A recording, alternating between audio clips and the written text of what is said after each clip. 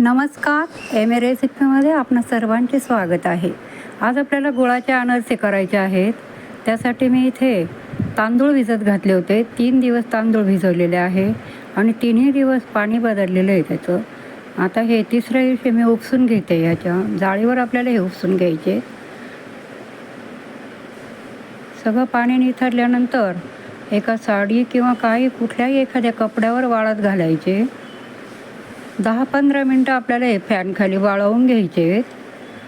थोडंसं पाणी त्याचं सुकलं की मग काढून घ्यायचे.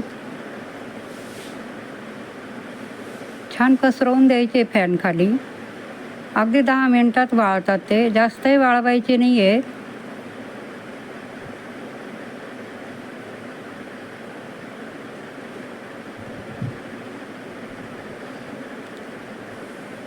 आणि 15 मिनटांनी बघायचं आहे की हाताला लागत आहेत की नाही, आणि थोडंसं हाताला लागले की मग खाली पडतात, आणि खाली पडले की मग समजायचं की वाळले. तर कारण यापेक्षा जास्त काही वाळवायचे नाही आहे ते.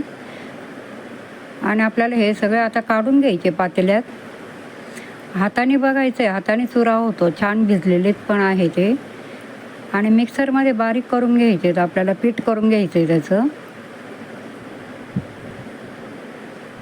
थोडे थोडे करून आणि छान बारीक पीठ करायचं आहे. आणि मैद्याच्या चाळणीने चाळून घ्यायचं आहे ते. अनारशाला अगदी बारीक पीठ लागतं, अगदी मैद्यासारखं पीठ लागतं त्याला. छान चाळून घ्यायचं आणि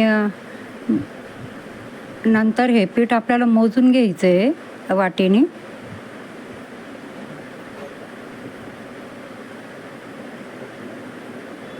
सगळं असं पीठ मोजलं म्हणजे व्यवस्थित गूळ पण घालता येतो. गूळसुद्धा आपल्याला पिसून आणि मोजून घ्यायचा आहे. नंतर पिठाच्या निम्मा गूळ घालावा, म्हणजे मग अनारसे छान होतात.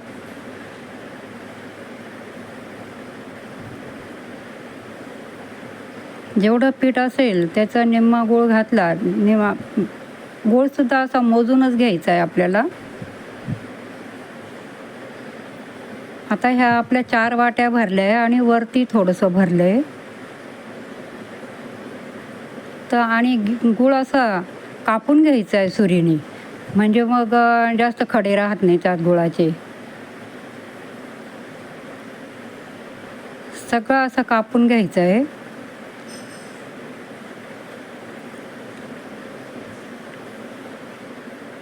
छान कापला जातो, मऊ गूळ आहे.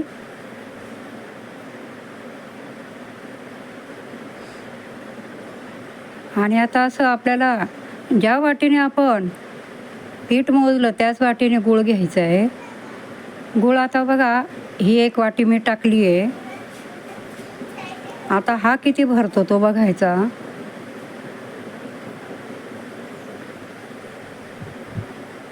हा गूळ पाऊण वाटीच भरला आहे. आणखी गूळ थोडासा वरतून टाकावा लागेल.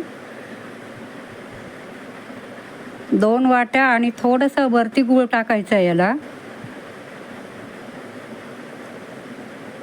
आणि पूर्ण असं मिक्स करून घ्यायचं आहे. तरी एखादा अर्धा खडा राहतोच गुळाचा, तर आपण तो मिक्सरमधून आपल्याला हे पीठ पुन्हा काढून घ्यायचे. गूळ आणि पीठ असं दोन्ही मिक्सरमधून काढून घ्यायचं. फिरवून घ्यायचं थोडंसं. सगळं पीठ असं करून घ्यायचं आहे. आणि त्यात आपल्याला तुपाचं मोहन घालायचं आहे. गाईचं तूप आहे, थोडंसं गरम करून घ्यायचं. गरम करून घेतलं आहे आता मी हे, आणि चमच्याने मी तूप टाकते यात. 3-4 चमचे तुपाचं मोहन घालायचं, म्हणजे खुसखुशीत होतात, कडक होत नाहीत.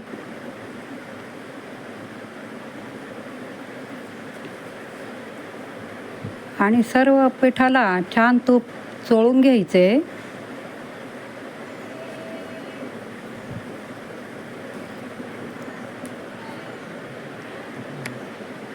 नंतर याचे आपल्याला गोळे करायचे आहेत. गोळे करून घ्यायचे आणि 2 दिवस आपल्याला ते झाकून ठेवायचे.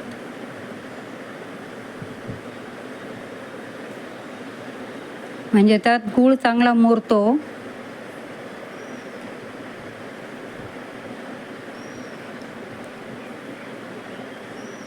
छान चोळून घ्यायचे, अगदी छान होतात अनारसे याचे. हे अनारसे साखरेचे सुद्धा करता येतात, पण गुळाचे खूप छान चवदार लागतात. 5 गोळे झाले आपले, झाकून ठेवू आता. आता इथे थोडंसं वेलची पूड घेतली आहे मी, 2 दिवस झाले पिठाला ठेवून. वेलची आणि थोडी साखर घालून आणि बारीक करायचं आहे. पिठाचा गोळा मी करून घेतला आहे. त्यात थोडं दूध घालून आणि गोळा मळून घेतलेला आहे. आणि आता आपण त्यात वेलची पावडर घालून आणि चांगला मळून घ्यायचं आहे. आणि खसखस ताटात घेऊन आणि बोटाने थापायचे. बोटाने थापलेले अनारसे खूप छान होतात. तेल तापायला ठेवले. तेल तापलं की वरतून तेल असं उडवायचं. थोडंसं अनारसा होऊ द्यायचा, वरती आला की तेल उडवायचं, म्हणजे छान जाळी येते. अगदीच छान झाला आहे अनारसा. असे सर्व अनारसे आपल्याला करून घ्यायचे.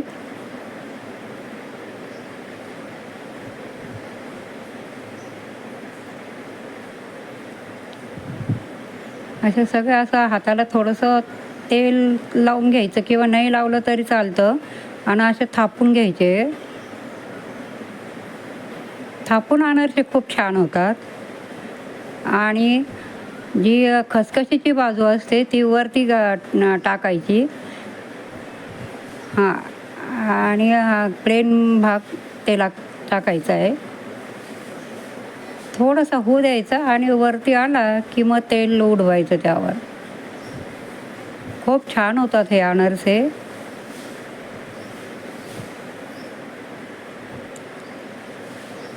सगळे अनारसे अशा पद्धतीने मी करून घेते आता.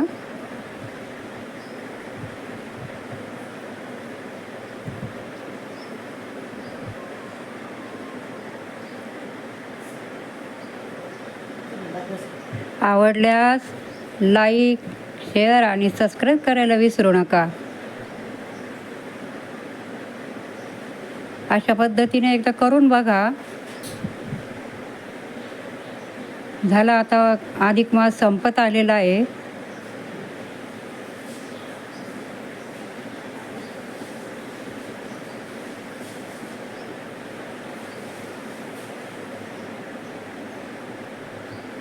नवीन जे लोक असतील त्यांनी नक्की सबस्क्राईब करा.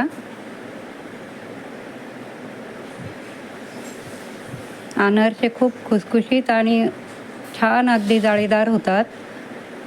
फक्त थोडेसे जाडसर करायचे, जास्त बारीक पातळ करायचे नाही.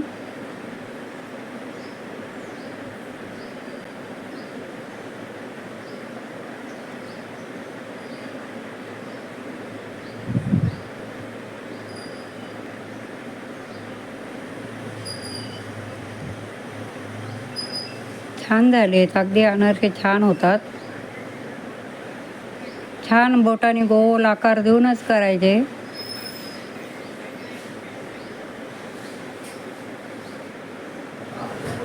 अनारसे खूप छान झालेले आहेत. आवडल्यास लाईक, शेअर आणि सबस्क्राईब करायला विसरू नका.